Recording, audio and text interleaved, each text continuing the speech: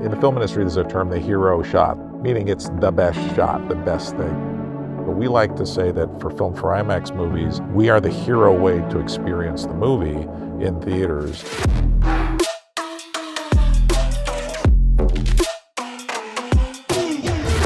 Not just bigger and louder, but the quality will be so that it's worth bigger. It's worth hearing at this full volume. The majority of all our clients will come out at the end of their experience and say this is the only way to see their movie. And 3, 2, 1, action! Where we start with the IMAX camera is scale. When you get up to our 65mm film, which has approximately 5 by 7 centimeter size, it's almost like if you shoot something with a small format, with a little sensor, a piece of film, you feel like you're kind of looking through a window into a scene. But if you shoot it with a larger format, with that larger scale, you feel like you're kind of looking over the fence into the neighbor's yard, like you're right there. There's 1,000 feet of film in one of our largest mags, and it lasts for 3 minutes. So there isn't any sort of let's do take 71, take 70, you've got to be tight. And a lot of things that we think of as very sturdy are flexible into tolerances of just thousandths of an inch that can make a difference between a director of photography getting a shot or not getting it. I think that process, it makes the users of the IMAX film cameras the sharpest, the tightest crews. And I think the masters of IMAX, they really,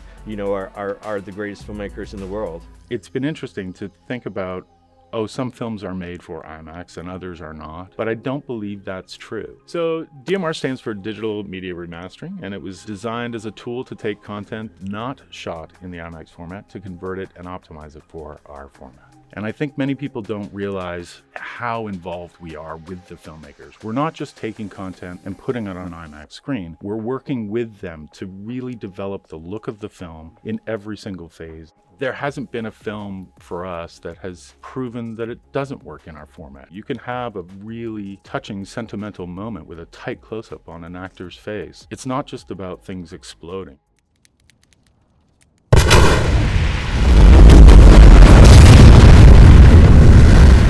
Part of what makes IMAX is the bass. When something explodes, you're able to literally feel it and feel like you're a part of it. That's definitely a misnomer that IMAX is louder. IMAX prides ourselves on playing it back the way that the filmmaker intended. Sound really tells the emotion. Whether you're supposed to be laughing or be afraid, it is an incredibly important part of the experience. The biggest advantage that IMAX has in sound is the full control that we have, so that the filmmaker can really take chances in pushing things if they want to. We have a formulated geometry that we apply to every theater in order to make sure that all the components of an IMAX theater create a natural harmony and balance. It's not just about the screen. When you walk into an IMAX theater, a designer really tries to immerse the viewer to ensure that when they're watching a film, they're not just observing the film, they're a participant of the film.